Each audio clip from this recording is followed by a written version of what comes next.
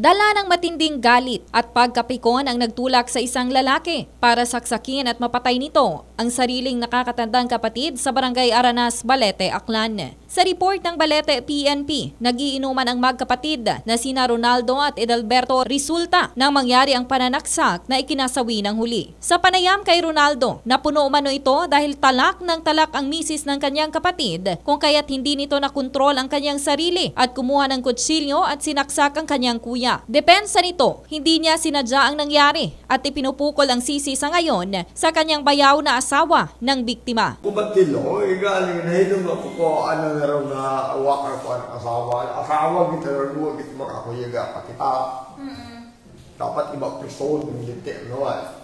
Dahil sa natamong tama sa tiyan, agad na binawian ng buhay si Edalberto at naaresto naman ang naturang sospek. Samantala, pinabulaan na naman ni Rosalie Resulta, asawa ng biktima, na tinatalakan nito ang dalawa habang umiinom. Muway man ako sa lugar nga pag-istorya. Sa katunayan, ay malimit umanong inaayang uminom ng sospek ang kanyang asawa at sinusulsulan ito para magalit sa kanya. Nag-ina-istorya, malaswa party kapon. Mga malaswa? Gusto na lang pasakitan ako sa asawa.